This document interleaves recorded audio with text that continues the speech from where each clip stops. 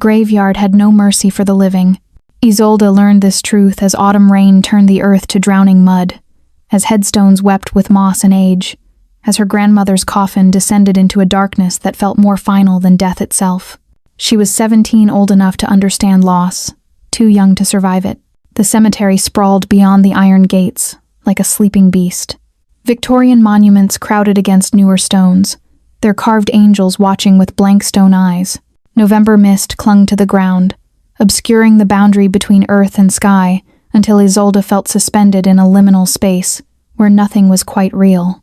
Her black dress clung to her skin, waterlogged and heavy. The funeral service had ended an hour ago, but she hadn't moved, couldn't move. Her mother stood near the gate, speaking in hushed tones with the vicar, the way people did when they were afraid of breaking you further. Isolde's aunts had already departed in their cars, their grief performed and boxed away until the next convenient moment. But Isolde remained at the graveside, her white-gloved fingers gripping the wrought iron of the burial marker, reading her grandmother's name again and again, as if repetition might change its permanence. Eleanor Marie Ashford. Beloved. 1912, 2024. 112 years. A life so long it became incomprehensible, a span of centuries compressed into a single stone. It was the first time Isolde had ever truly lost someone. Her grandfather had died when she was small enough that death felt abstract, a concept rather than an absence.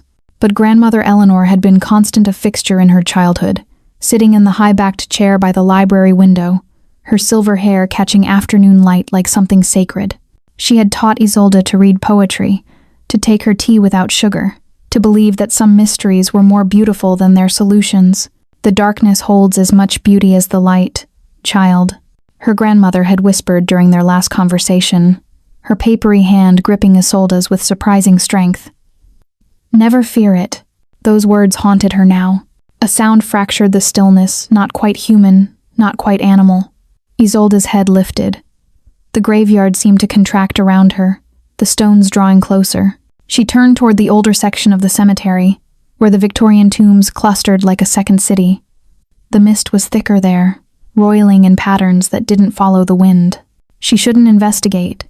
Every rational part of her, the part that had been raised on propriety and caution, screamed that she should return to her mother, should leave this place of the dead to its solitude. But something in her was breaking open, some carefully constructed dam of grief and shock. The rational world had already betrayed her. What harm could a cemetery do? Isolde picked her way through the graves, her funeral shoes sinking into mud. The older headstones were nearly unreadable, their inscriptions worn to ghost text by centuries of weather. Names from the 1700s, the 1600s. Some stones bore no names at all, just dates and cryptic epitaphs. Here lies one who loved too much.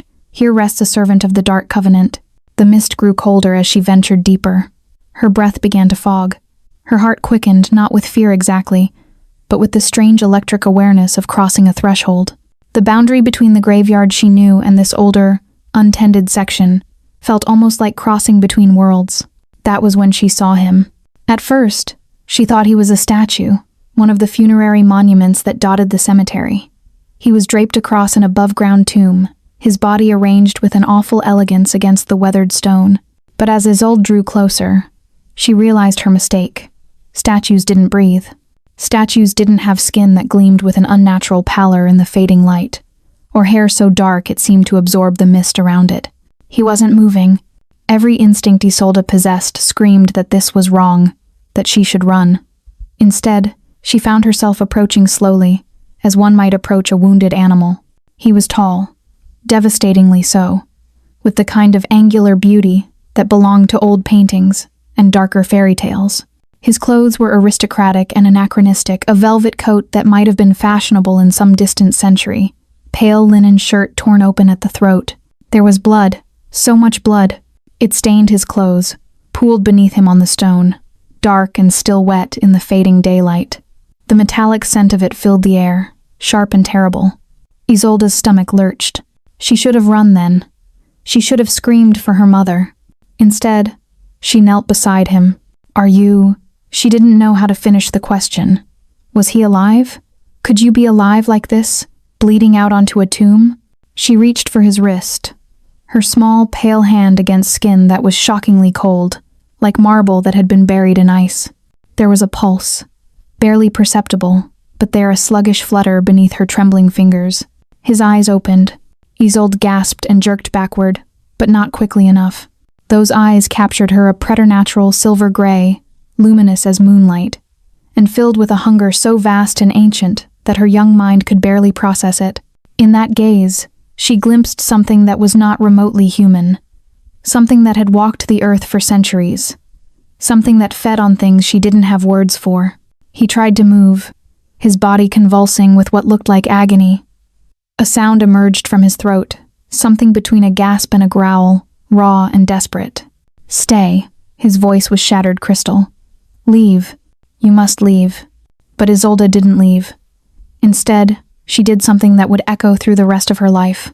She pulled off her coat, the black funeral coat her mother had insisted she wear, the one that had been her grandmother's favorite color, and draped it across his shoulders and torso, covering the blood, the wounds, the dying man who was clearly much more than a man.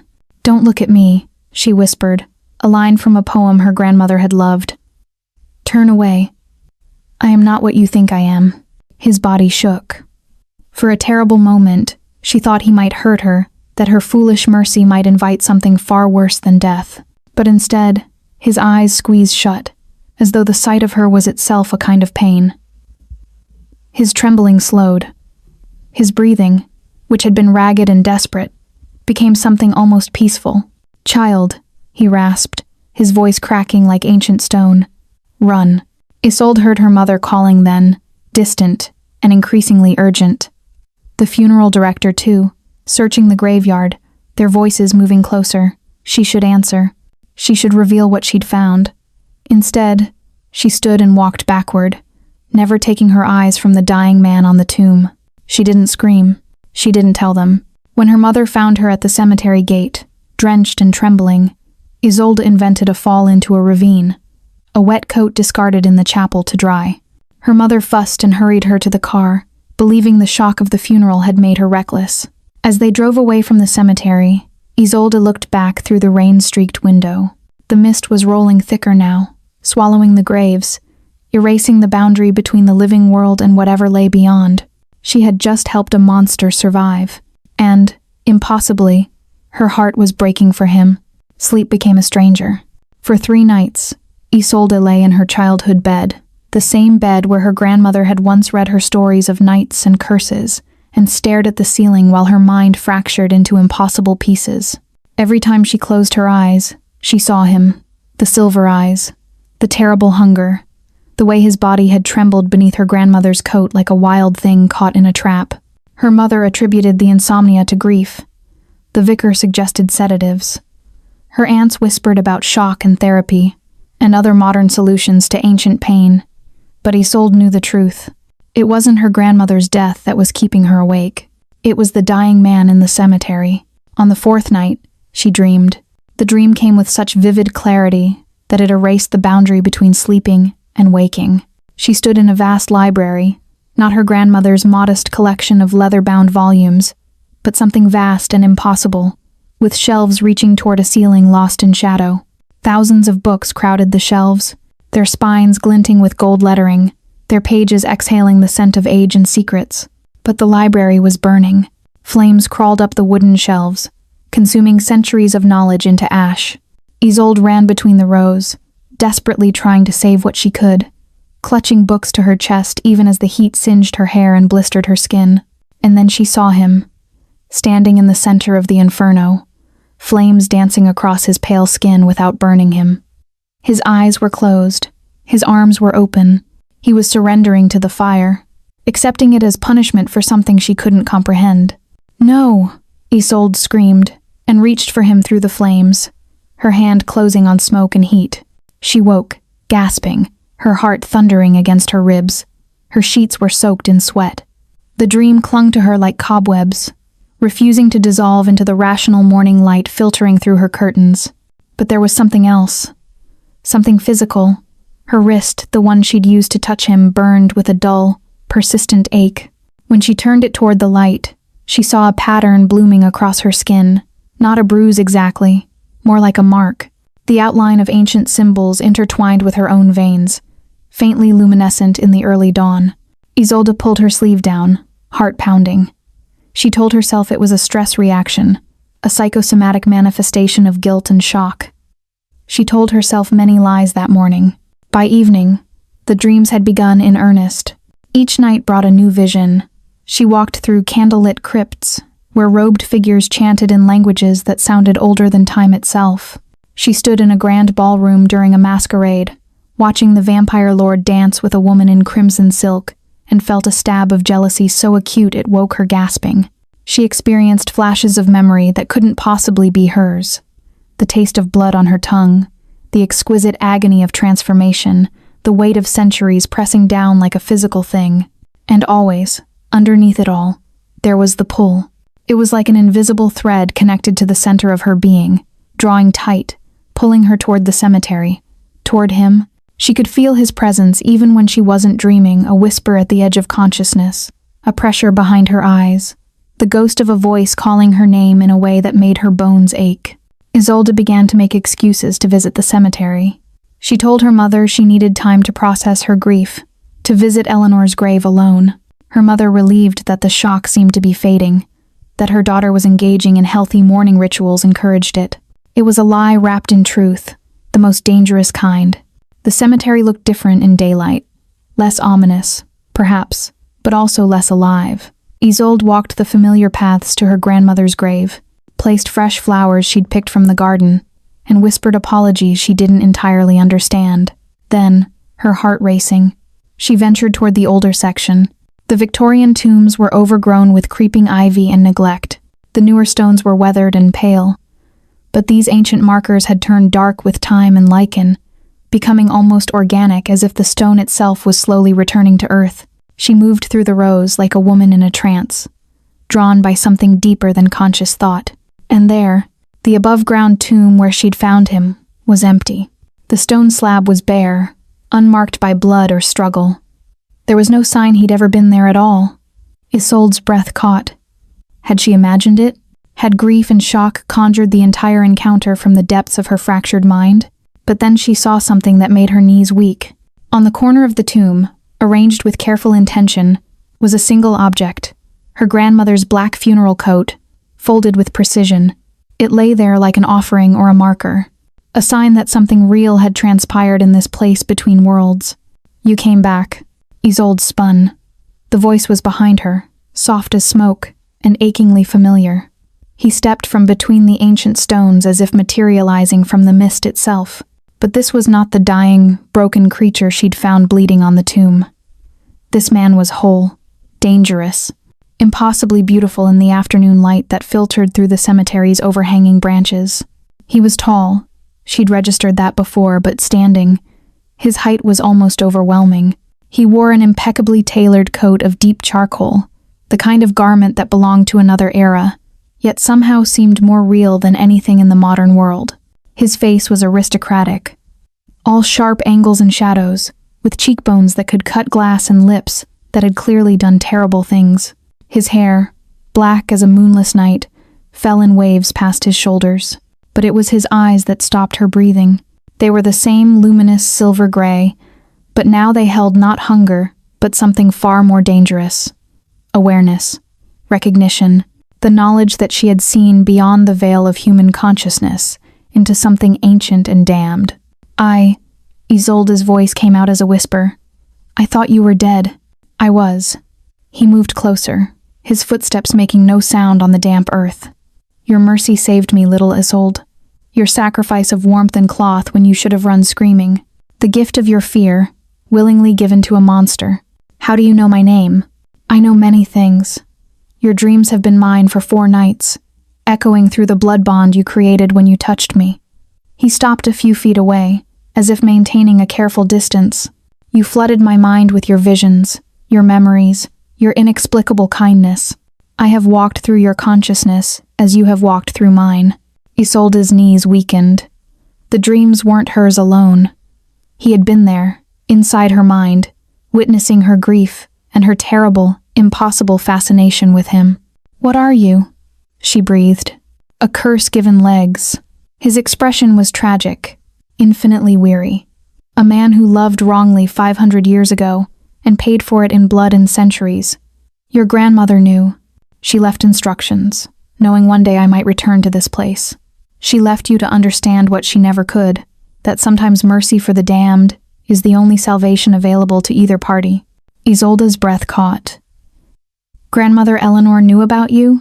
She was born into the Ashford line for a reason. He extended one pale hand, not toward her, but as a gesture of supplication. Your blood calls to mine, child. It recognizes something ancient. Your family has been bound to mine through oath and curse for generations, and now you carry the mark. Isolde looked down at her wrist, at the symbols that had begun to glow with soft luminescence in the dimming cemetery light. They weren't bruises. They were something being written into her very essence, a language older than English, older than the nations that had birthed it. What do you want from me? She asked, though something in her blood already knew the answer. He stepped closer. She could smell him now, not the scent of death or decay, but something rich and dark, clove and candle wax and ancient stone, something that made her dizzy with want and terror. I want nothing but to suffer alone, as I have for centuries. His voice was brittle glass. But the blood has other plans. Your touch has awakened something in me that I spent 500 years trying to murder. Humanity, feeling, the capacity to love, which is the cruelest curse of all for something like me. He turned away suddenly, as if the sight of her was causing him physical pain. Leave this place, Isolde Ashford. Stop coming to the cemetery. Stop dreaming of me. Find a mortal boy to love. One who can give you sunlight and children and a normal grave beside your grandmother. His voice cracked. Because if you don't, I will destroy you. Not meaning to, not wanting to, but as surely as I destroyed everyone else I ever dared to love. Isolde opened her mouth to respond, but he was already dissolving back into the mist, becoming one with the ancient stones and gathering darkness.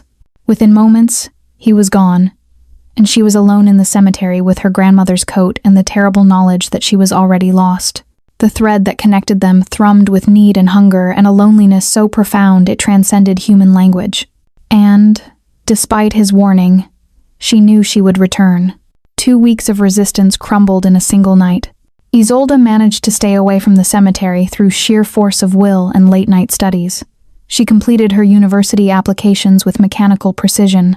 She allowed her mother to drag her to holiday parties, where she smiled and said nothing and felt nothing. She existed as a ghost moving through the normal world, her true consciousness tethered to something dark and impossible. But the dreams intensified. They were no longer visions of places and moments. They were conversations. She found herself standing in grand ballrooms lit by 1,000 candles, watching him move through crowds of the damned, and she could hear his thoughts as clearly as speech. I shouldn't want this. I shouldn't want you. The centuries weighed down on him like an enormous stone, each year adding to a burden that had nearly crushed his immortal soul into dust. She saw flashes of his human life. A boy born in 1524 to a noble family in Prague, raised in shadow and ceremony. A girl he loved, who loved someone else. A dark ritual undertaken in desperation and pride. The transformation that came not with transcendence but with an agony so complete it felt like being flayed alive. And she felt his hunger. Not the hunger to kill that she'd expected, but a different kind of need. A soul hunger that centuries of blood couldn't satisfy. The ache of loving and losing, again and again, watching mortals age and die while he remained frozen in terrible perfection. The weight of memories that accumulated like silt, burying him under the sheer volume of his own existence. On the 15th night, Isolde stopped fighting it. She dressed in dark clothes and slipped out of her house at midnight, moving through the sleeping suburbs like a wraith. The air was cold. It was mid-December now, winter settling over the town with a grip of ice. Her breath came in white clouds as she walked toward the cemetery, but she didn't feel the cold. She was being pulled by something stronger than weather or reason. The gates were locked after dark, but Isolde knew the fence had gaps in certain places. She and her grandmother had explored them during afternoon visits years ago. She slipped through the rusted iron, tearing her tights and scraping her shin, and moved into the cemetery's embrace. The older section was waiting. It was transformed at night into something from another world entirely. Moonlight, a full, silver moon, Obscenely bright illuminated the monuments into something between statuary and living bone. Shadows pooled between the stones like spilled ink. The very air seemed to vibrate with an energy that had nothing to do with the physical world. And he was there, waiting for her on the Victorian tomb where she'd found him broken and bleeding. He wore black entirely coat and shirt and trousers that seemed to absorb light rather than reflect it. His hair fell around his shoulders like a dark curtain, but it was his expression that stopped her breath. A mixture of hunger and despair, and something that might have been love, if such creatures could love. Isolde. Her name on his lips was a blessing and a curse. You shouldn't have come. I know. She moved closer, drawn by that invisible thread. But you called me. Not consciously. Never consciously. He stood, his tall frame seeming to block out the sky. But yes, some part of me, the part that was human before the curse, has been screaming your name since the moment you showed me mercy in my degradation. She was close enough now to see the red rims around his eyes, the tremor in his hands. He was suffering. Not from hunger, she could sense that, but from the effort of maintaining control, of holding himself back from something he desired with every fiber of his immortal being. Tell me your name, she said. He hesitated as if the simple question was the most dangerous thing she could ask. Finally, he whispered, Cassius. I am Cassius Mikhailov, formerly of the House of Mikhailov. Once a prince of Prague, now a servant of the darkness that consumed me. Cassius. The name seemed to vibrate through her, resonating with every dream she'd ever had of him. It felt real in a way that most of her life hadn't since her grandmother died. I'm going to die, she said, and it wasn't a question. Yes. His voice was raw. All mortals do.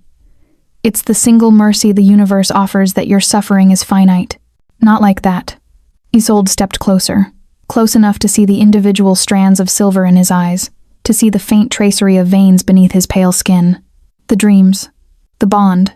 Whatever this is, it's killing me slowly. I can feel it. My life is being drawn into yours like water down a drain. Cassius's eyes squeezed shut. Then let the bond break. Forget me. Live a normal life, and in 60 or 70 years, you'll die of old age in your sleep, and your suffering will end. And you? She reached out and took his hand. His skin was ice, not the natural cold of a winter night, but something absolute and eternal. You'll suffer for another 500 years, knowing you destroyed another person you cared for. That is my punishment, he said hoarsely.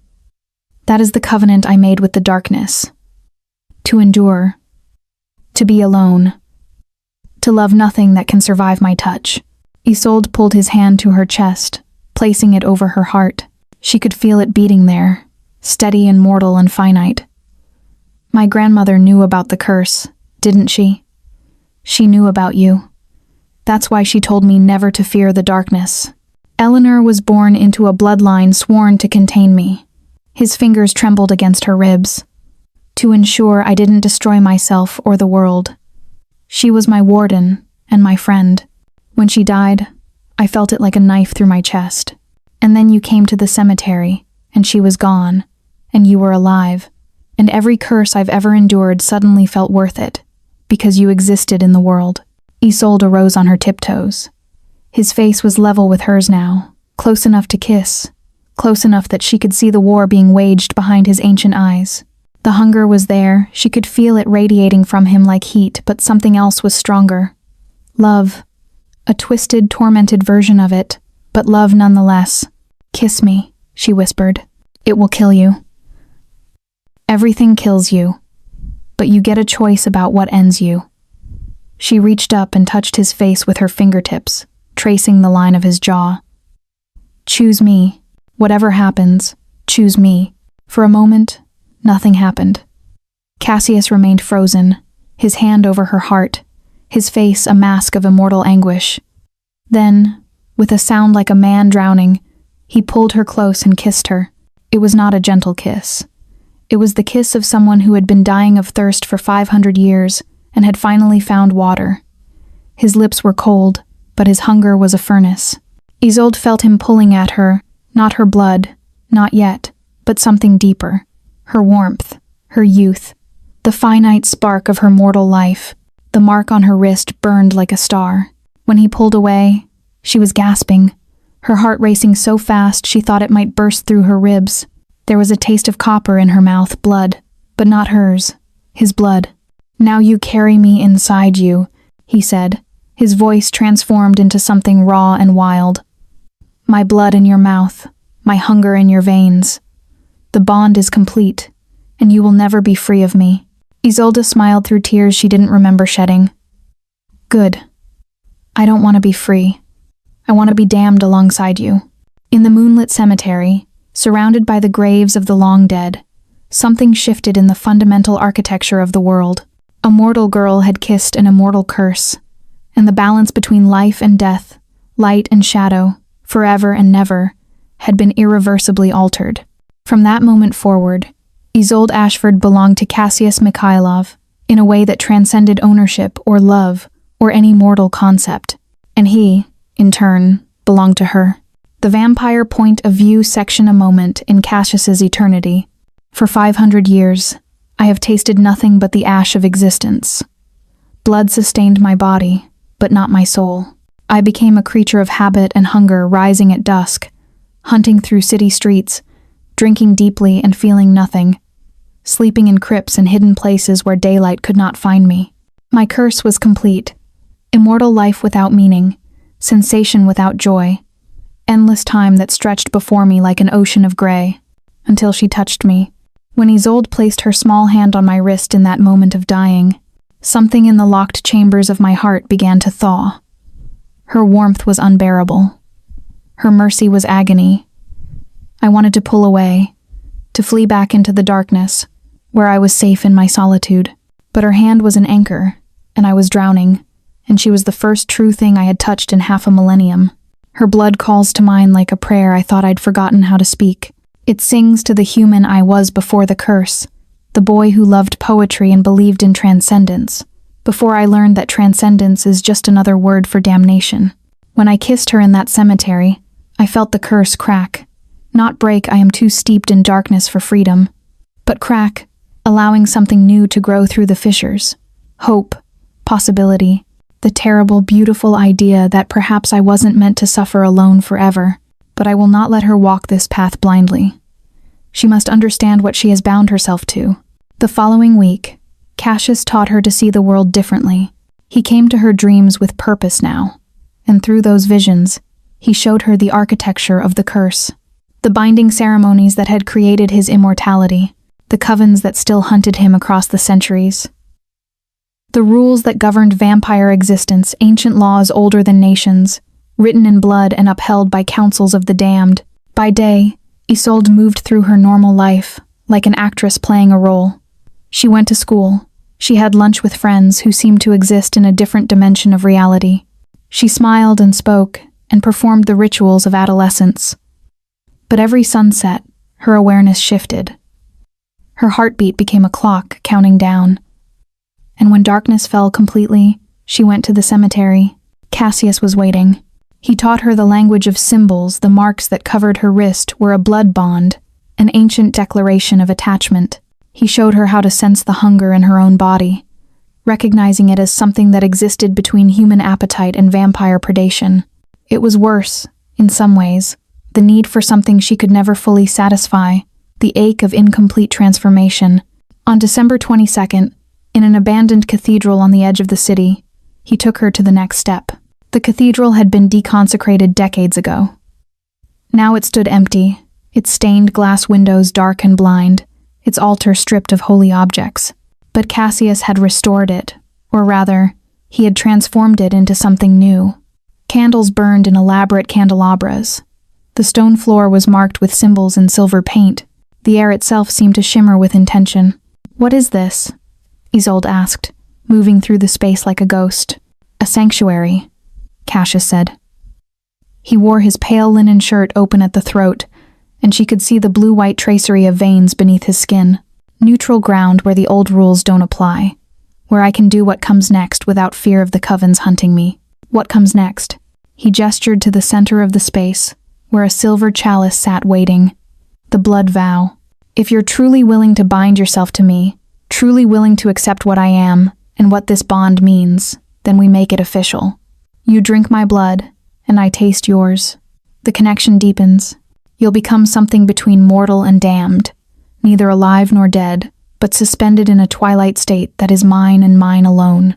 Isolde's heart quickened. Every instinct screamed that this was the final threshold, the point beyond which there was no return to normalcy. If she drank from him now, she would be changed forever, not transformed into a vampire that would require a killing blow and a 3-day death, but fundamentally altered, marked, bound. Will it hurt? She asked. Exquisitely. His silver eyes held infinite sadness. I can feel your blood calling to mine already. When I taste you, it will be the most intense sensation I've experienced in centuries. It will be like tasting life itself. And it will hurt both of us, because we'll feel every second of our incompatibility. You're mortal, I'm damned. Every moment of this bond is a wound that will never fully heal. Good, Isolde whispered. She walked to the center of the cathedral and knelt beside the chalice. If it's going to hurt, then it means something. Cassius moved behind her, his movements liquid and precise. His hands came to rest on her shoulders, so cold, so gentle. Last chance, Isolde. I could erase your memories of me right now. I could bind your mind to forget everything, and you could walk away and live a normal life. She leaned back against him, feeling the terrible cold of his body seeping into her warmth. I don't want to forget. I want to remember every second of this. He brought his wrist to her mouth. There was a razor-sharp sound as he opened his own skin, not with a blade, but with something sharper. His own fangs. The cut wept dark blood into the chalice, and the scent of it made her mouth water with a hunger that wasn't quite appetite and wasn't quite thirst. Drink, he commanded, and his voice held all the authority of 5 centuries of existence. Isolde drank. The blood on her tongue was like nothing she could have imagined. It wasn't the copper taste of mortal blood she'd tasted that much when she kissed him. This was something alive with power and memory and sensation. With every swallow, she felt information flooding her mind. Images, histories, emotions belonging to someone else. She saw the young Cassius in Prague, dressed in velvet and silver, his eyes bright with mortal hope. Saw him fall in love with a girl named Katerina at a winter ball.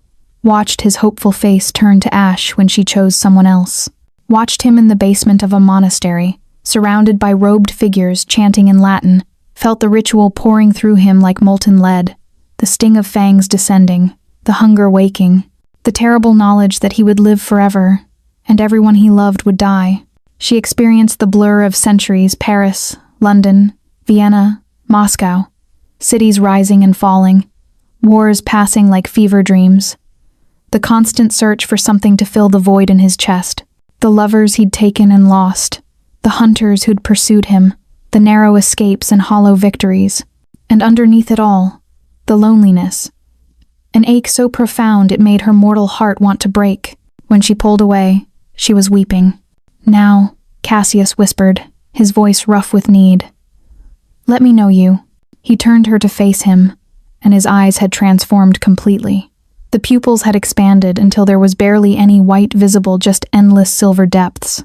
The hunger was written across every line of his face. Isolde tilted her head, exposing her throat. Take what you need. Cassius leaned down, his fangs extending fully. They were terrible and beautiful, not the small points she'd imagined, but curved and wicked and perfectly designed for exactly what he was about to do. He brushed them against the delicate skin of her neck, and she gasped at the sensation. If I start, I may not be able to stop, he said. You understand that? Yes, she breathed. He bit down. The pain was extraordinary, a bright, white-hot agony that shot from her throat through every nerve ending in her body. But behind the pain came something else. Ecstasy. A pleasure so intense that the line between pain and bliss dissolved completely. She felt her blood pouring into him, felt him pulling her life force out through the puncture wounds, and every sensation was magnified 1,000-fold. She was dying, or being born. The two had become the same thing. Isolde dug her nails into his shoulders, holding him close even as he fed on her. She could feel her consciousness expanding, her mortal awareness brushing against his immortal one, and for just a moment, they overlapped completely. She wasn't Isolde and he wasn't Cassius. They were something new. Something that had never existed before. After what might have been seconds or hours, Cassius pulled away, his face contorted with effort. His mouth was red with her blood. His eyes were wild, barely human. "Enough!" he gasped, placing his palm against her wound. His skin was warm now, heated by her blood, transformed by the communion they'd just completed. "If I took any more, you wouldn't survive the night." Isolde's head was swimming. She felt hollowed out and filled up simultaneously. Her throat burned where his fangs had pierced, but the pain was already fading into something almost pleasurable. When she looked down at her wrist, the symbols of the blood bond had changed. They glowed now with a soft crimson light, and they were more intricate, more complete. "What have we done?" she whispered. "Bound ourselves," Cassius replied, his voice still rough. "Irrevocably. You carry my blood in your veins now, and I carry yours in my memory. We are connected by more than simple attraction or love. We are part of each other, spiritually and physically. It's an ancient magic, Isolde, older than nations. It can't be undone." "I don't want it undone," she said. He helped her to her feet, his cold hands steady against her warm ones. In the candlelight of the deconsecrated cathedral, they looked like figures from a dark painting, the pale immortal and the glowing mortal, caught in a moment of perfect, terrible balance. "There will be consequences," Cassius said quietly. "The Vampire Council will sense the bond. Hunters will pursue us. Your mortality is now a weakness for me. They'll try to use you against me. And you." He cupped her face in his hands, studying her with an intensity that made her feel like she was being read like an ancient text. "You'll begin to change. Not into a vampire. Not unless I choose to complete the transformation. But you'll become something in between. Stronger than human. Longer lived. Your hunger will mirror mine, and you'll experience hunger for things a mortal should never crave." "I know," Isolde said. "My grandmother left me a journal. She was bound to someone before you, another vampire. She wrote about the changes." Cassius's expression shifted surprise mixed with something that might have been relief. "Eleanor never told me. She was protecting you. Protecting both of you." Isolde reached up and traced the line of his jaw with her fingers. "But I'm not her. I'm choosing this fully, with open eyes. Choose me too, Cassius. Don't hold back anymore." He closed his eyes, and when he opened them again, there were tears, actual tears, which shouldn't have been possible for a creature without a beating heart. "I've been fighting this for 500 years. The idea of loving someone, of letting someone matter more than my own survival. I thought I'd finally won. I thought I'd buried that weakness deep enough that it would never resurface." "It didn't resurface," Isolde said softly. "It was always there. You just needed the right person to find it." They left the cathedral as the first hints of dawn began to lighten the eastern sky. Cassius had to move quickly to the underground catacombs beneath the city. He still burned in sunlight, though he told her that over time, their bond might extend that. For now, she followed him down ancient stone stairs, into darkness, into spaces where the living world gave way to something older and more primal. The catacombs sprawled for miles beneath the city, a labyrinth of chambers and passages that had once housed secret religious ceremonies and, in later centuries, had become a sanctuary for the supernatural. Cassius led her through winding tunnels lit by his own luminescence, past chambers where other vampires rested in suspended animation, waiting for dusk. Finally, he brought her to a space that was clearly his own, a chamber with a stone sarcophagus lined with silk, shelves laden with books and ancient artifacts, a window of stained glass that filtered moonlight into rainbow patterns even in the depths of the earth. "This is my sanctuary," he said. "The only place I've ever felt close to safe. Now it's yours too." Isolde moved through the space slowly, taking in the weight of centuries. She recognized some of the books. They were the same volumes her grandmother had kept in her private library. Eleanor had left him gifts. Books, evidence of her affection and protection. "I don't have much time," Isolde said, reality crashing in. "School, my mother, my life above. I can't just disappear." "I know." Cassius pulled her close, and now his body was warmed by her blood, by the bond they'd created. "We'll have to be careful. You'll continue your normal existence during daylight. I'll wait in the catacombs. When darkness falls, you'll come to me. We have tonight, though, We have until dawn." They spent those hours in a tangle of discovery. Isolde experienced the strange intimacy of being with someone who had loved and lost across centuries. Cassius relearned what it meant to care for someone without the overwhelming weight of predatory hunger. They didn't make love, there would be time for that, and it required a tenderness neither of them quite possessed in that moment. Instead, they simply held each other in the darkness, learning each other's contours and silences. As the first rays of dawn began to peek through the stained glass, Isolde felt the change. It wasn't dramatic, no sudden transformation, but she could feel her heartbeat slowing slightly, her body becoming more efficient at processing the vampire blood in her system.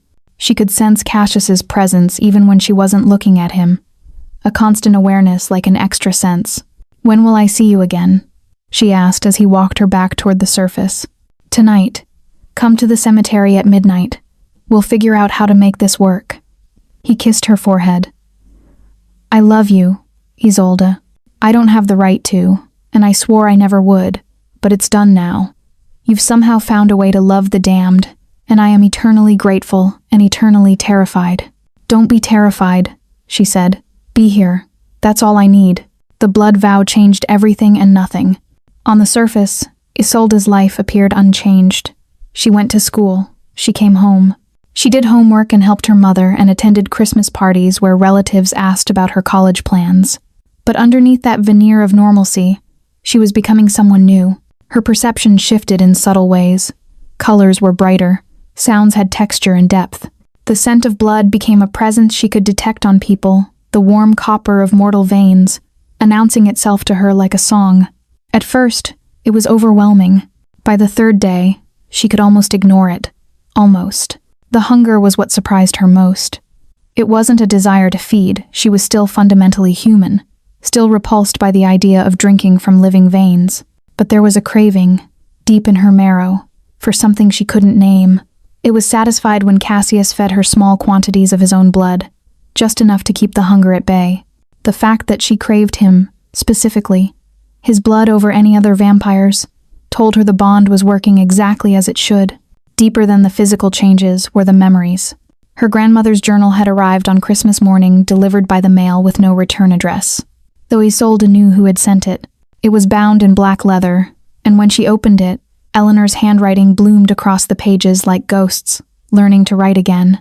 "My dearest girl," the journal began. "If you're reading this, then you've met Cassius. I hope you've chosen wisely. I hope you understand what you're binding yourself to." The journal detailed Eleanor's own blood bond with a vampire named Lysander, an Iberian aristocrat who had lived for 800 years. It described the slow transformation she'd undergone, how her mortal life had seemed to stretch longer than it should, how she'd lived to see 100 years without aging significantly, how she and Lysander had loved each other across the boundary between human and immortal for over 70 years, and how he'd been murdered by the Covenant.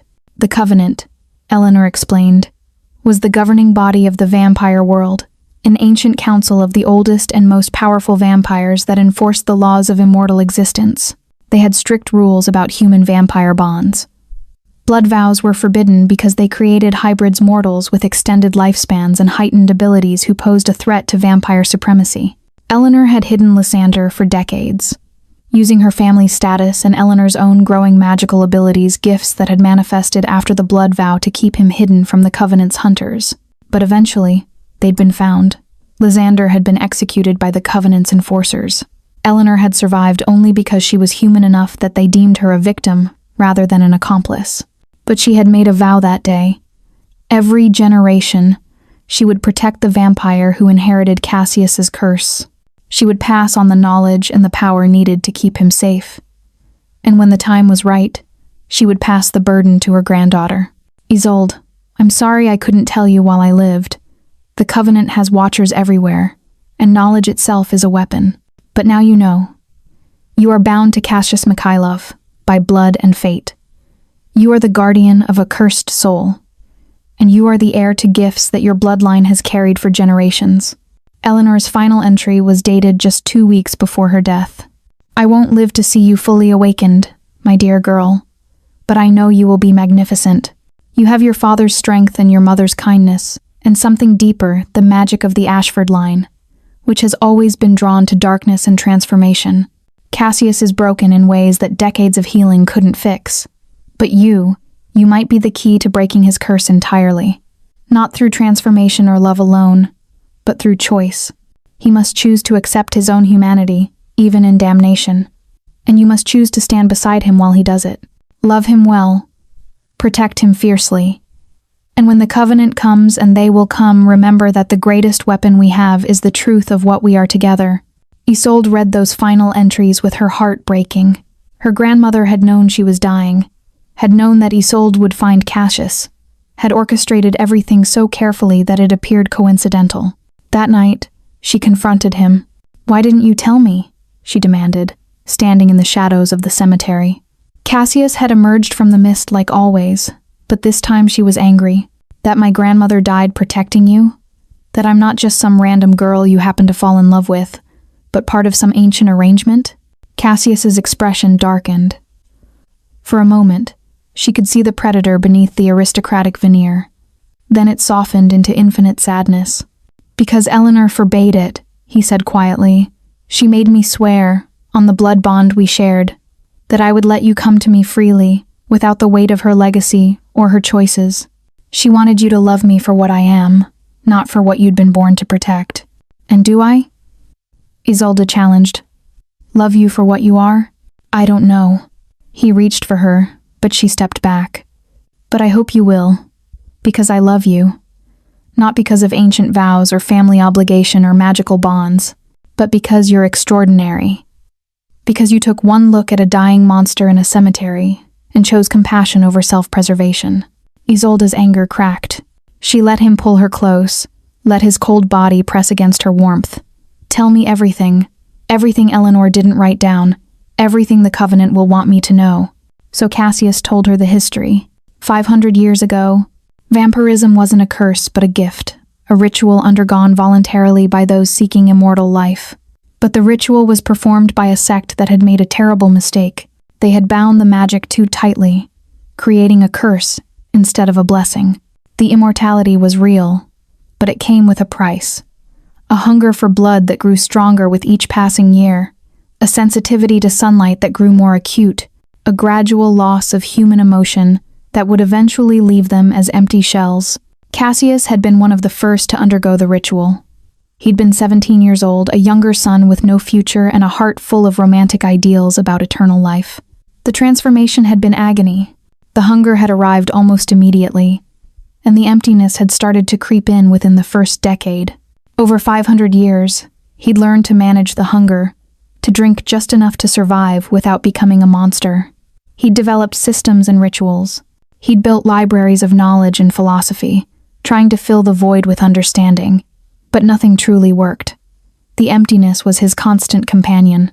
Until Isolde, "When you touched me in that cemetery," Cassius explained, "something shifted.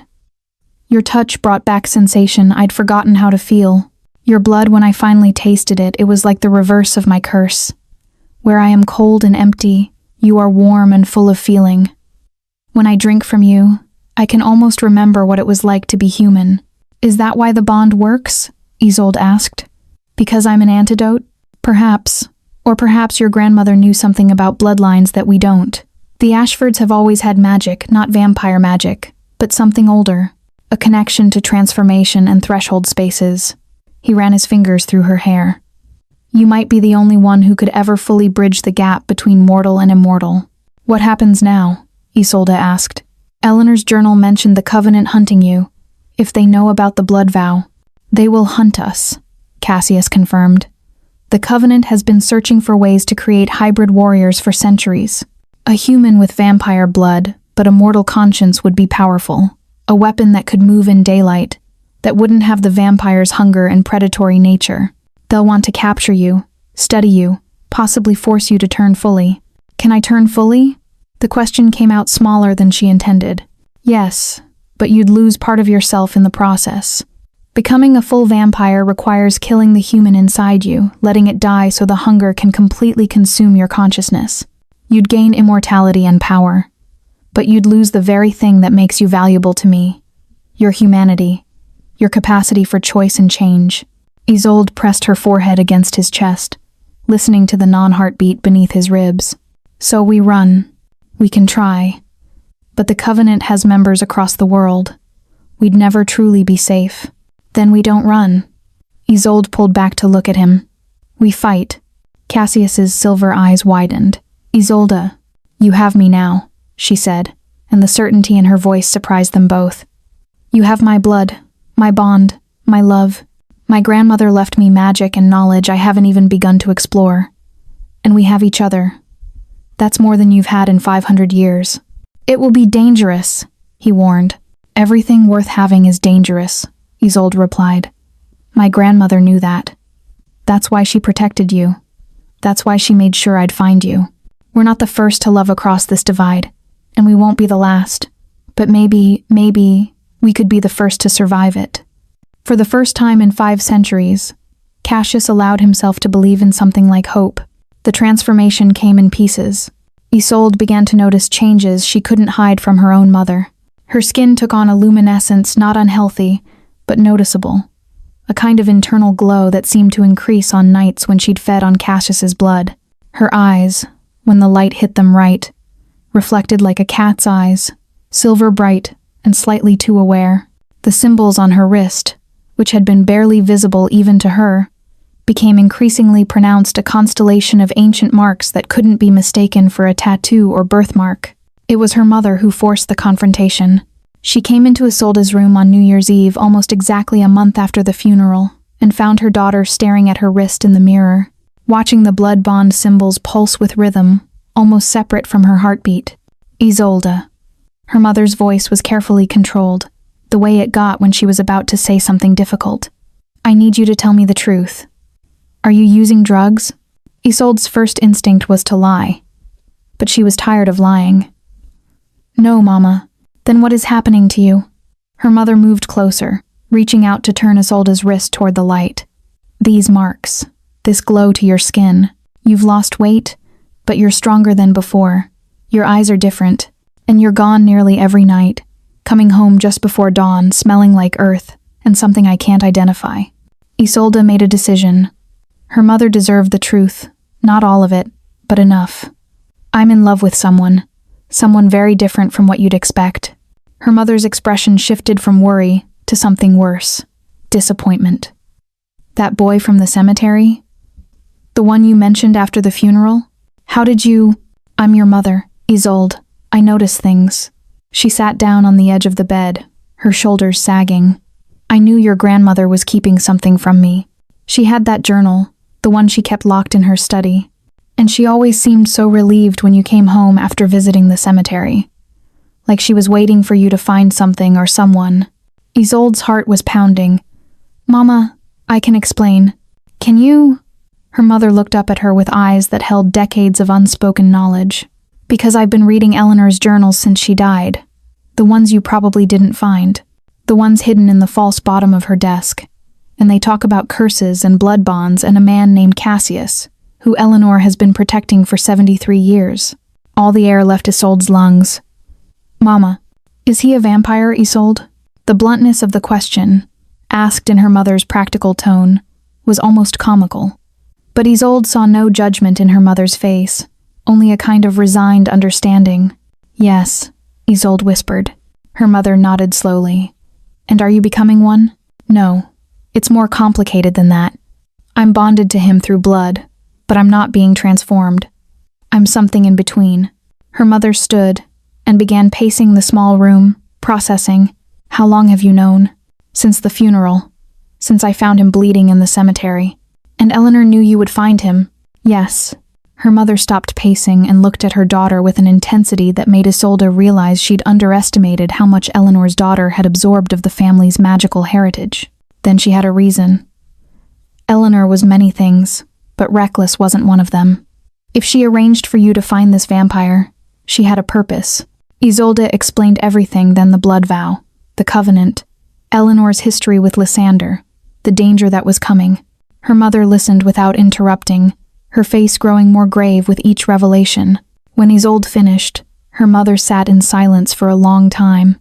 I always wondered why Eleanor lived so long, her mother finally said. Why she seemed to have resources and knowledge that didn't match anything in our family history. Why she spoke about magic and curses like they were ordinary dinner conversation. She looked at her daughter, but I was also afraid to ask, because I think I always knew the answer would be stranger than I could handle. I'm sorry, Mama. I didn't mean to drag you into this. You didn't drag me anywhere. I was already in it. Her mother moved to Isolde's mirror and looked at the blood bond marks on her daughter's wrist. Eleanor was my mother. Whatever she was protecting, I'm part of protecting it too. The covenant will come, Isolde said quietly. When they find out about the bond, they'll send hunters.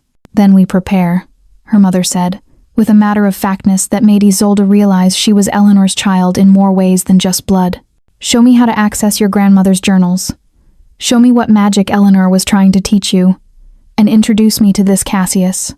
If he's going to be part of my daughter's immortal future, I should probably know him.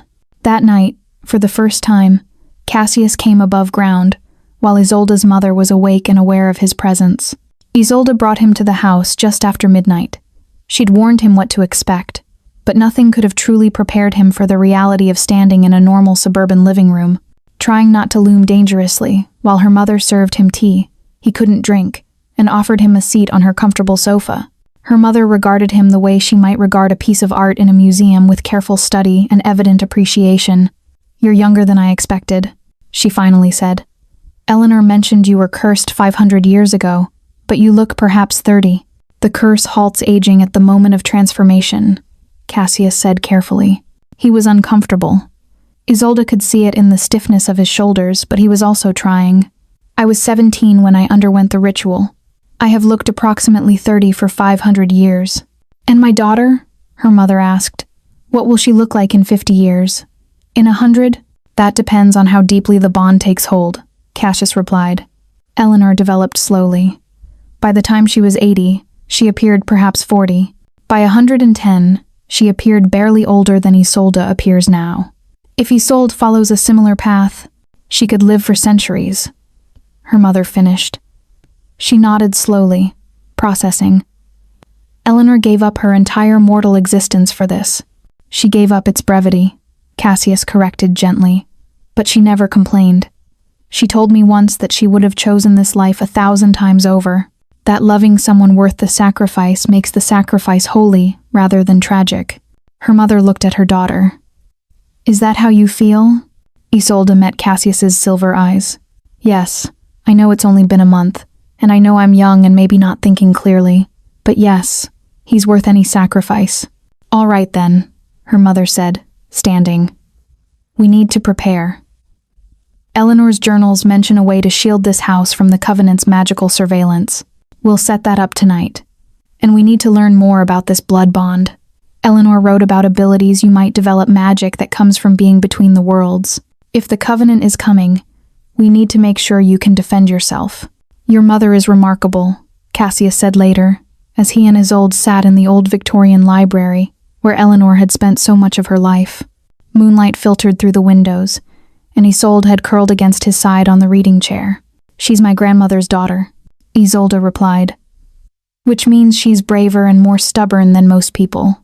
I think Eleanor always hoped she'd figure out what was going on. She wanted someone in the family to know, to help protect you when she was gone. I don't deserve such protection. Stop saying that, Isolde said, with a sharpness that surprised them both. You keep acting like you're some tragic monster who doesn't deserve love or help or a future, but you're not. You're just someone who loved wrong once, 500 years ago, and has spent all that time trying to pay for it. Maybe it's time you stopped paying. Maybe it's time you accepted that you're worth saving. Cassius pulled her close, breathing in the scent of her hair, her skin, her living warmth. When the Covenant comes, and they will come, Isolde, I want you to run. I want you to take your mother and run as far as possible. I've survived 500 years. I can survive whatever they throw at me. You'll survive better with us, Isolde said firmly. We're not leaving you. Even as she said it, she could feel something shifting in the foundation of her reality. The protective bubble of her private life with Cassius was about to burst. The wider world, the dangerous supernatural world Eleanor had always been part of, was about to come crashing down on them. But as she held Cassius in the moonlit library, Surrounded by her grandmother's books and wisdom, Isolde wasn't afraid. She was ready. They came on the night of the new moon. Isolde had learned enough about vampire lore to know that the new moon was significant, a time when vampires were strongest. When the boundary between the physical world and the shadow realm grew thin, it was the perfect time to make a move against someone you wanted to capture intact. The Covenant's hunters were 4 in number, though Isolde suspected there were more waiting in the darkness beyond the house's protective wards. They arrived with no pretense of subtlety, tearing through the magical barriers her mother and Cassius had worked all week to establish. The sound was like breaking glass magnified 1,000 times, a shriek of sundered magic that made Isolde's teeth ache.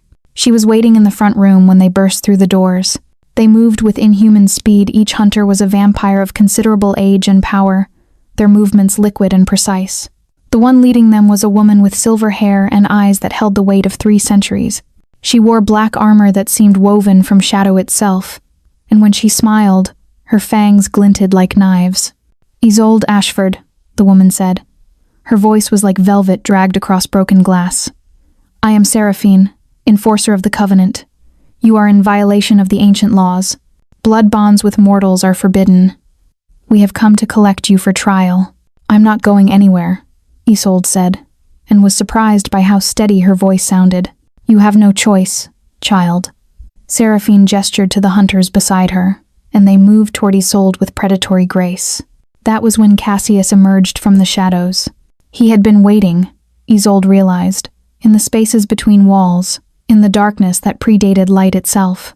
He moved with a speed that made the Covenant's hunters look slow, and for the first time, Isolde saw him as he truly was, not a tragic romantic figure, but a creature of terrible power and ancient rage. The hunters never had a chance. Cassius took the first 2 down in seconds, his fangs finding their necks with surgical precision. They fell like puppets with cut strings, and Isolde's stomach turned as blood splattered across the hardwood floor. The other 2 hunters turned on Cassius with coordinated strikes, but he was faster, stronger, more experienced. He moved through them like he was dancing a choreography he'd perfected over centuries. But then Seraphine made her move. She was faster than the others, ancient and terrible and absolutely merciless. She crossed the room in a blur and slammed Cassius against the wall with enough force to crack the plaster. Her fangs were at his throat, and she was feeding, drawing his power into herself with methodical efficiency. "No," Isolde screamed, and something inside her broke open. She felt it happen like the snapping of chains. The blood bond, dormant in her until now, suddenly burst into full activation.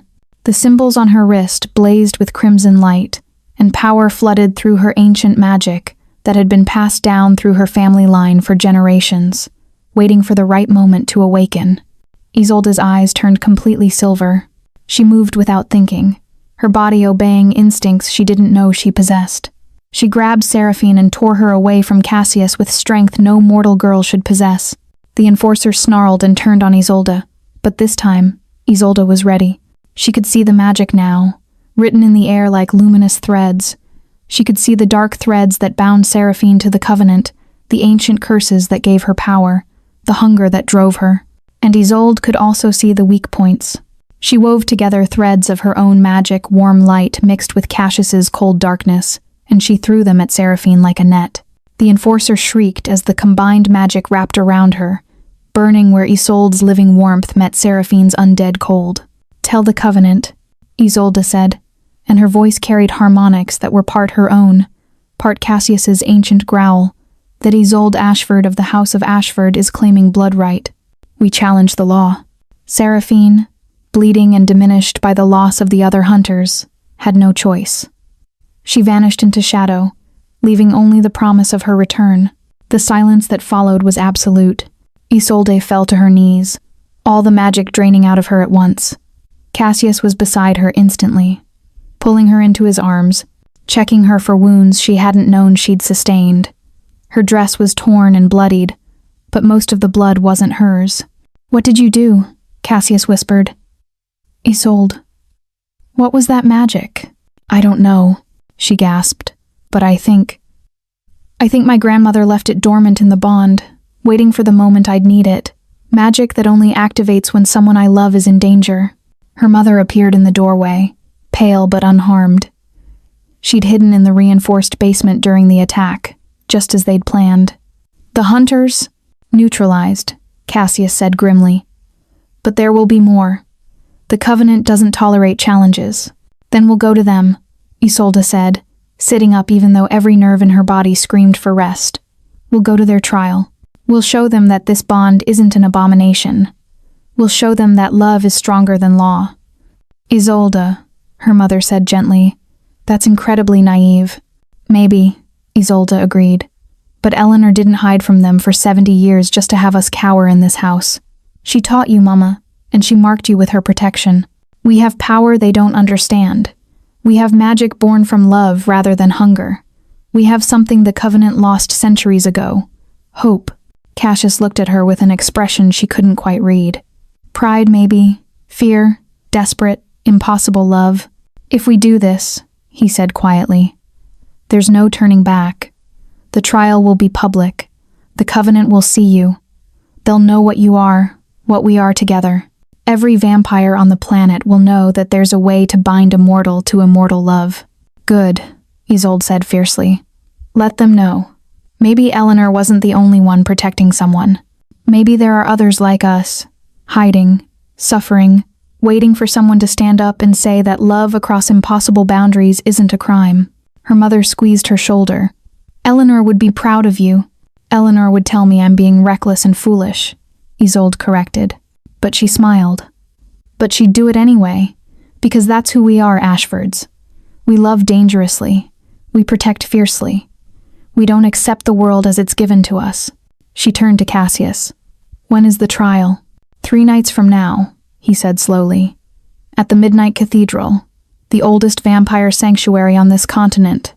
Then we have 3 nights to prepare, Isolde said. She felt something crystallizing inside her, a new kind of strength, born not from fear but from purpose. Let's show them what we're made of. The night before the trial, Isolde asked Cassius to take her deeper. I need to know everything, she said. They were in the catacombs beneath the city, in the chamber that was beginning to feel like home. Everything about you. Everything about what I'm becoming. I don't want to walk into that trial as a half-formed thing. I want to walk in complete.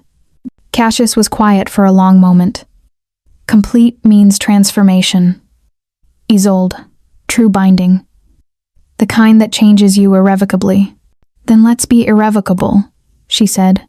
She unbuttoned her shirt, revealing the pale length of her throat, her collarbones, the place where her heartbeat was visible beneath translucent skin. I want you to complete the blood vow. I want you to take me all the way, not into vampirism. I know I can't truly become what you are without dying, but into whatever I can become by binding completely with your blood.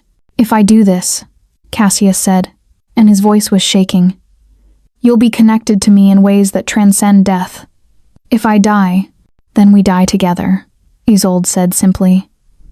I'm not asking for a choice, Cassius. I'm asking for surrender. Both of us, completely, to whatever this is between us. He pulled her close, and for a long moment, he simply held her. She could feel his heart, that impossible, non-beating thing that somehow still loved her, pressed against her chest. Could feel the tremor in his ancient hands. I have loved before, he whispered. 7 times in 500 years, I allowed myself to love. And 7 times, I watched that person age and die. I promised myself I would never do it again, that the pain was too great. But then you found me bleeding in a graveyard, and you showed me mercy I didn't deserve, and I broke every vow I'd ever made. Then break this one too, Isolde said. I want you to want me past the point of reason. I want you to take what I'm offering and stop apologizing for it. He kissed her then, and it was different from before. This wasn't tender or careful. This was raw hunger finally allowed full expression. His lips moved against hers, with 500 years of longing behind them. When his fangs extended, he didn't apologize or hold back. He let them scratch against her skin, let her taste the hunger in him. Isolde pushed him back onto the silk of the sarcophagus and straddled his waist. She was still fully clothed, except for the unbuttoned shirt, and she could feel him stiffening beneath her. The irony wasn't lost on her that a creature who had felt nothing for so long could be reduced to desperation by a teenage girl's touch. I love you, she said fiercely. Not because of the bond. Not because of Eleanor or destiny or ancient magic. Because you're extraordinary and broken, and you're mine. Isolde, don't argue, she interrupted. Don't apologize. Don't tell me I'm making a mistake. Just love me. She pulled off her shirt completely, and for a moment, Cassius simply looked at her, really looked at her. Not as a meal or a magical anomaly, but as a person. As the one person in his entire existence who had chosen him despite knowing exactly what he was. His hands came up to her sides, cold against her warm skin, and he drew her down to him. This time, there was no hesitation. This time, they came together as equals, two beings from different worlds, bridging an impossible gap through sheer force of will and desire. When his fangs found her throat, it was in the midst of passion rather than predation. She felt him feed, felt the pull of her blood into his body, and instead of pain, she felt completion. This was what the blood vow had been building toward. This was the moment when mortal and immortal could truly merge. Her own fangs descended, tiny, vestigial things compared to his, but fangs nonetheless. She bit at the junction of his neck and shoulder, drawing blood that tasted like starlight and sorrow. As she drank from him, she felt his centuries opening before her, not as visions anymore, but as direct knowledge. 500 years of memory became her memory. Every heartbreak became hers. Every moment of despair became hers to understand, to comfort, to transform, and he felt her in return. Her 17 years of joy and grief and longing flooded into him, and he wept, actually wept, for the first time in living memory, because he could finally understand what it meant to live and love and die, all in the span of a single human lifetime. Isolde's mortality, which had seemed like a tragedy, suddenly revealed itself as a gift. Her limited time made her choices meaningful. Her inevitable death gave urgency and reality to her love. It was the most intimate thing two creatures could possibly experience, this complete dissolution of boundary. This merge of consciousness. When it was over, they lay entangled in the darkness, and Isolde could barely remember where she ended and Cassius began. The symbols on her wrist were glowing so brightly they cast shadows across the stone walls. Her entire body resonated with power and connection, and a kind of love that transcended physical form. You're bound to me completely now, Cassius whispered against her hair. If you choose to become a vampire after this, the transformation would be instantaneous. Your body would accept the death and rebirth without resistance. If you choose to remain mortal, you'll age slowly, perhaps 1 year for every 5 mortal years.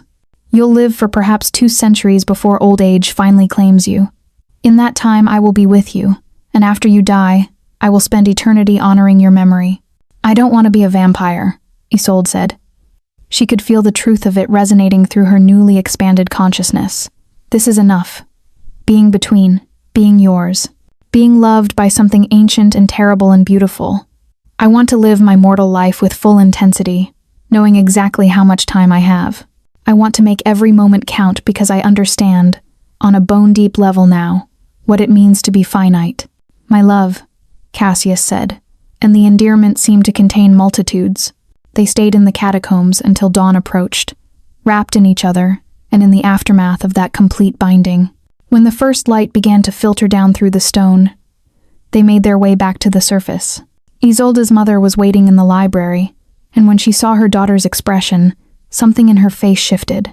She seemed to age a decade in a single moment. You went through with it, her mother said quietly.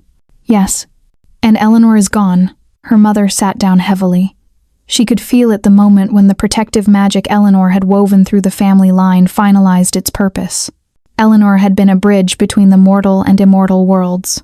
Now that Isolde was fully bound to Cassius, Eleanor's role as guardian was complete. The magic that had sustained her past the normal human lifespan released her gently into whatever came next. Isolde felt it too. A presence that had been constant her entire life. Her grandmother's watchfulness, her love, her protection suddenly became memory instead of presence. She's at peace, Isolde said, and she knew it was true. Eleanor had been holding on, keeping vigil, waiting for her granddaughter to be ready to take her place. Now she could finally rest. Then we prepare for war, her mother said, standing with renewed purpose.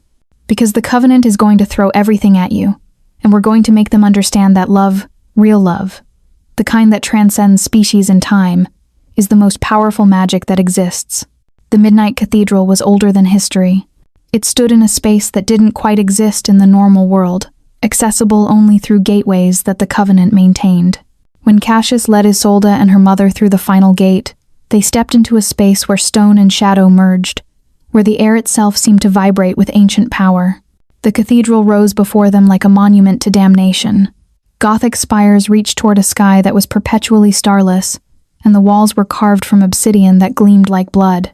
Hundreds of vampires crowded inside the oldest and most powerful of their kind, gathered to judge whether a mortal and a cursed vampire had the right to exist together. The trial began with accusations. Seraphine, the enforcer Isolde had defeated, laid out the charges. The blood vow violated the first and most fundamental law. It created a hybrid that threatened vampire society. It suggested that love between the species was possible, which undermined the hierarchy that kept the supernatural world in order. The penalty, Seraphine concluded, is death for both, the vampire to be destroyed, and the hybrid to be drained of all blood and magic, her body left as a warning to any who would attempt such forbidden unions. The council seemed to lean toward this judgment.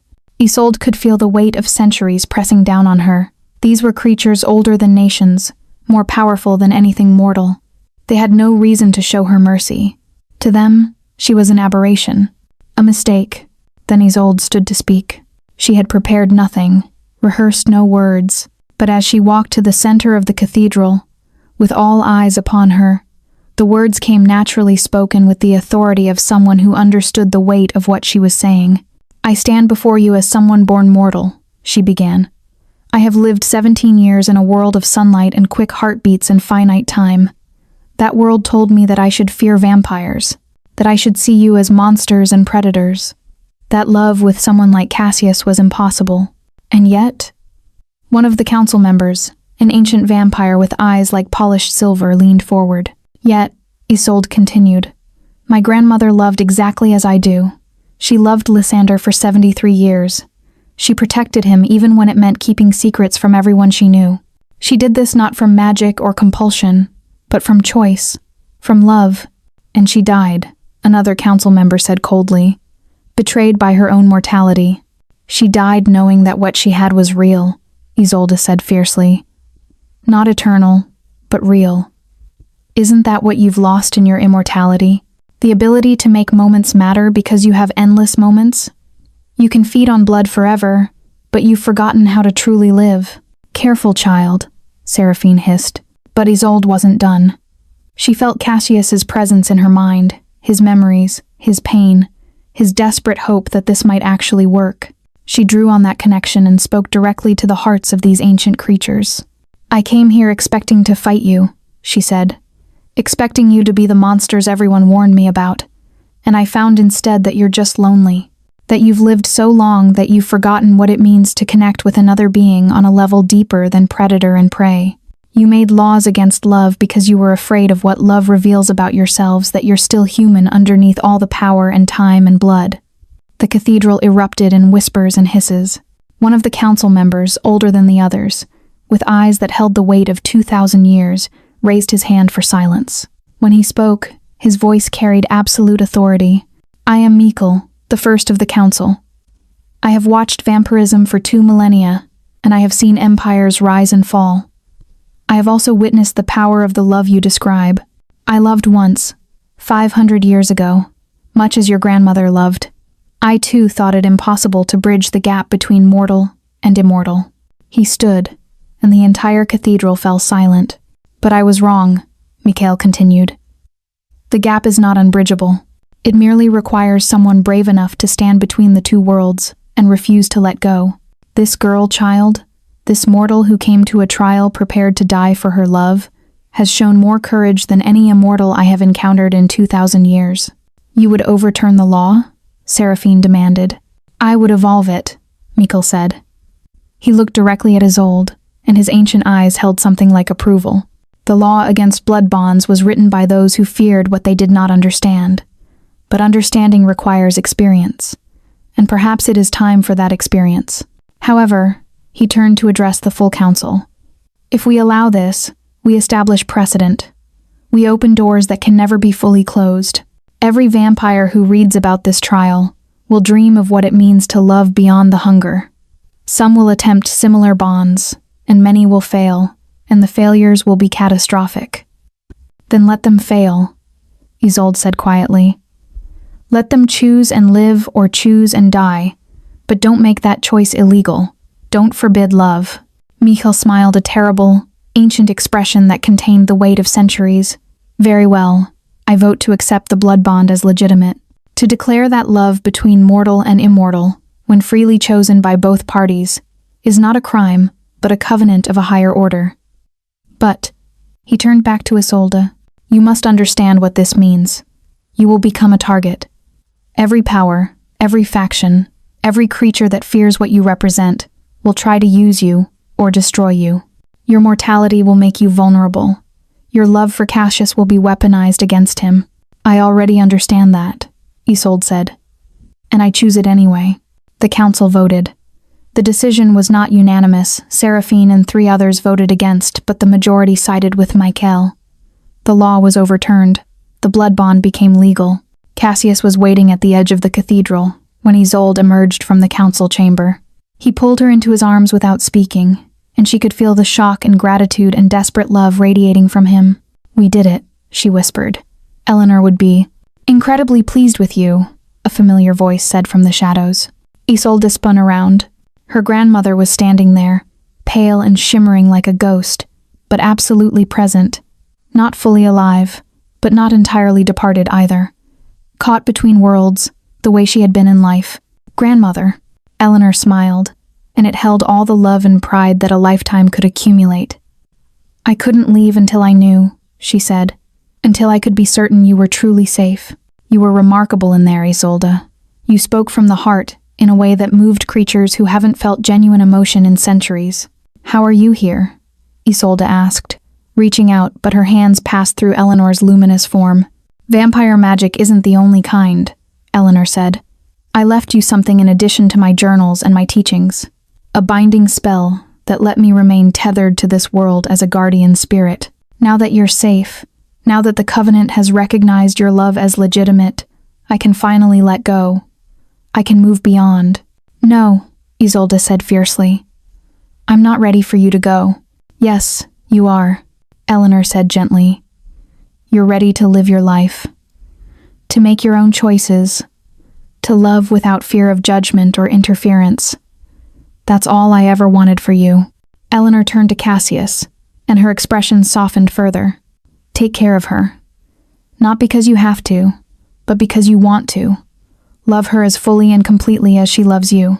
Make sure that in your long years together, you never forget what it means to be mortal, what it means to have limited time, and to make that time count. I will, Cassius promised. I swear it on my name and my immortal soul. Eleanor began to fade, becoming more transparent. I'm so proud of you, my darling girl. Live well, love fiercely, and when your time comes in 200 years or whenever it is, I'll be waiting to welcome you beyond the veil. I love you, grandmother, Isolde said, tears streaming down her face. And I love you, Eleanor replied, her voice already distant. Always and forever. That doesn't end with death, or time, or transformation. That is eternal. And then she was gone, fading into the starless sky of that between space, finally released into whatever came after. 6 months after the trial, Isolde discovered that happiness could be fragile. She and Cassius had established a life in the spaces between human and vampire worlds. By day, she attended university, lived with her mother in the house. Eleanor had left them, maintained the facade of normalcy. By night, she belonged entirely to Cassius. They spent their time in the catacombs, in the libraries, in the stolen moments between dusk and dawn, where they could be fully themselves. But the Covenant's decision had consequences.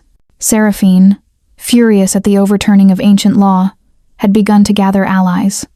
Other enforcers joined her in secret, vampires who saw the blood bond as a threat to vampire supremacy.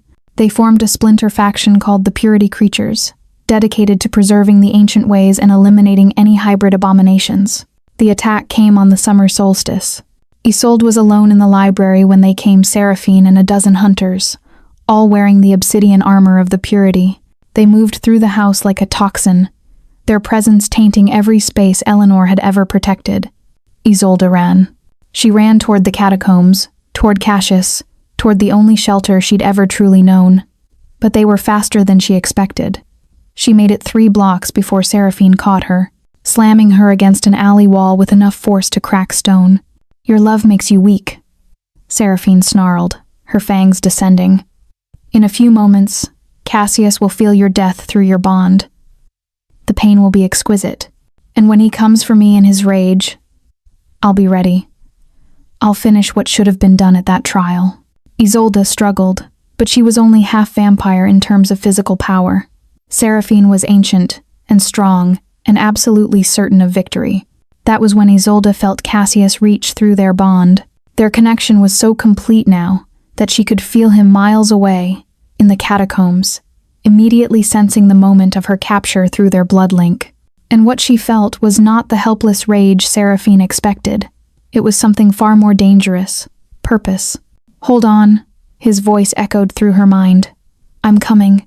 But it would take him minutes to cross the city, and Seraphine wasn't going to wait. The enforcer's fangs came toward Isolde's throat, and in that moment of certain death, something extraordinary happened. The symbols on Isolde's wrist, the blood bond marks, suddenly blazed with such intensity that they burned away the skin itself, revealing something underneath. Not bone, but pure light, pure magic. Eleanor's final gift, stored in the bond itself, waiting for the moment of ultimate crisis. Isolde screamed, and the sound wasn't entirely human. A pillar of light erupted from her body, so bright and terrible that Seraphine was forced to release her, shielding her ancient eyes. Isolde's body transformed, not into a vampire, but into something else entirely.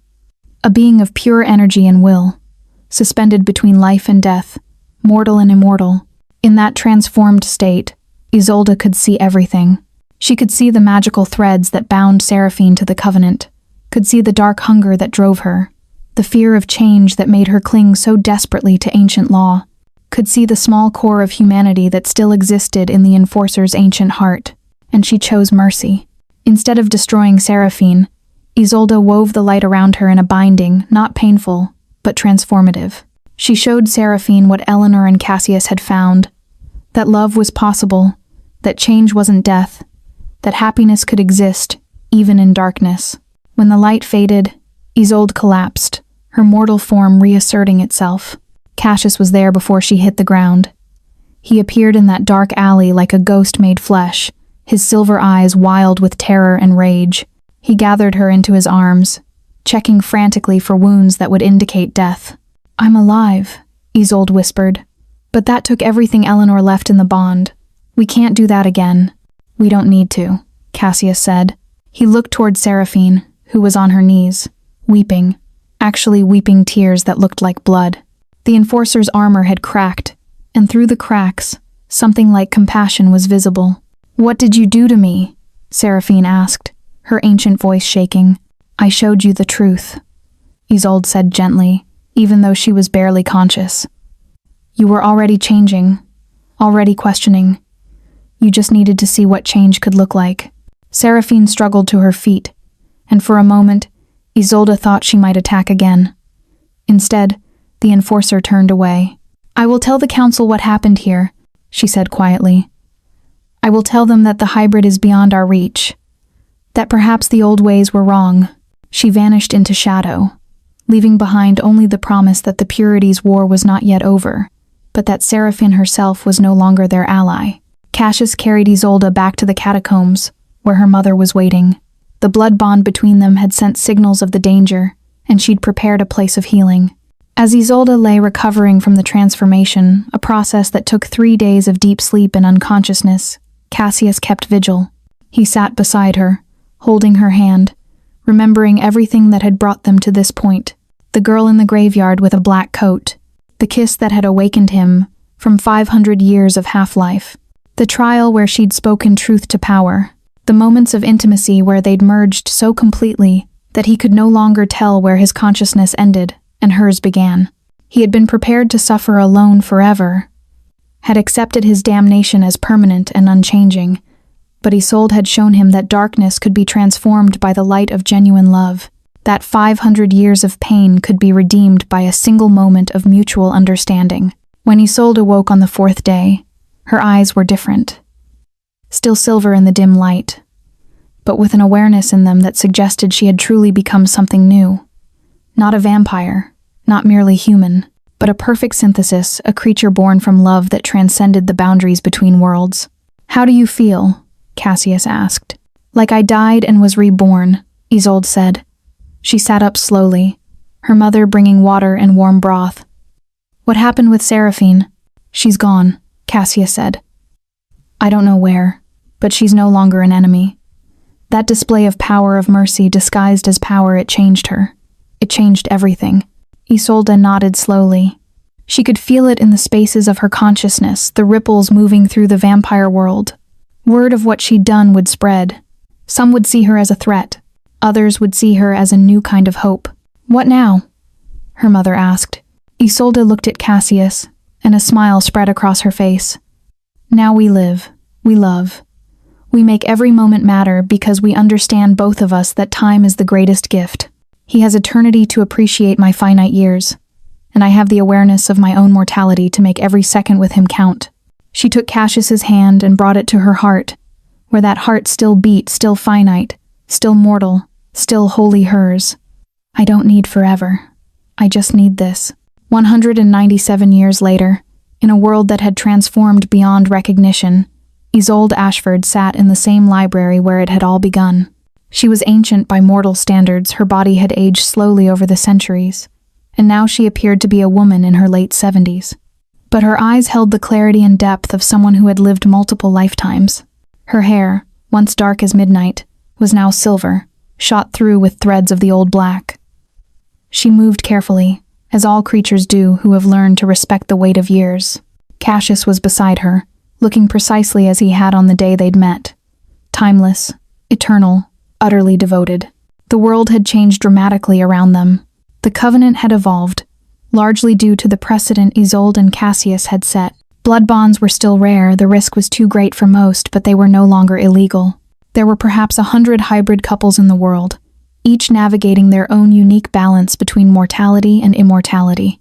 Seraphine, true to her transformed nature, had become an advocate for hybrid rights within the council. She'd never fully forgiven Isolde for forcing her to feel compassion, but she'd grown to respect the young hybrid's power and integrity. Over the decades, she'd slowly become an ally, then something approximating a friend. Eleanor's legacy had become legend. Stories were told in vampire communities about the mortal woman who had protected Cassius for 73 years, who had prepared her granddaughter for a destiny she would never see, but had helped orchestrate from beyond death itself. "Do you regret it?" Cassius asked, running a hand through Isolde's silver hair. It was a question he'd asked periodically over the years, always receiving the same answer, but always needing to ask again. "Never," Isolde said. She felt the truth of it in every bone. "Yes, I'm dying. Yes, I can feel my body beginning its final decline. Yes, every day is tinged with the knowledge that our time is limited, in a way that your time is not. But I wouldn't trade a single moment. This has been the most perfect, most fully lived existence possible." She turned to look at him, studying the face she had loved for 2 centuries. "Do you regret it, giving up 500 years of solitude to be tied to someone who is always going to leave you?" "Never," he echoed. "I regret only that I don't have more lifetimes to spend loving you. That when you die, and you will die, my darling, I can feel it coming. I will have to find a way to exist in a world without you, after knowing what it means to be fully alive alongside you." It was the great tragedy of their love, that his immortality made her eventual death an absolute, not a possibility. He would live for another 500 years, perhaps another 5,000, but Isolde would be dust, memories, the ghost of a presence in his eternal existence. "I've thought about what happens after," Isolde said quietly. "And I don't want you to turn me. I don't want to claw my way back from death. I don't want to become a vampire just to avoid losing you." "Isolde," Cassius's voice cracked. "Let me finish," she said gently. I don't want to become a vampire, but I do want you to find a way to keep me with you. Eleanor showed you that it was possible to remain tethered to the mortal world after death. She stayed to protect us both. I want to do the same. I want to exist as a spirit, a guardian, the way she did. And I want to wait for you, in that between space, until the day comes when you're ready to let go of immortality and join me there. You're asking me to die, Cassius said. I'm asking you to eventually choose mortality, Isolde corrected. Not now, not for centuries perhaps, but one day, when the endless years have worn you down to nothing, when you're tired of being eternal, I want you to be able to choose to follow me into whatever comes next. I don't want you to be alone forever. Cassius held her close, and she could feel him trembling. It was the most powerful declaration of faith she could make, the belief that he would eventually choose an end to his existence, that their love was stronger than his immortal nature. I would do anything for you, he whispered. Anything. Including that. That night, they made love for what would be the last time they could both understand it as the union of equals, not with the frantic passion of their blood-bonded youth, but with the tender, slow beauty of two people who have loved each other beyond all measure and all reason. Isolde felt her body's boundaries more acutely now, the way her bones were becoming brittle, the way her heart had to work harder, the slow march toward entropy that was the one thing no magic could prevent.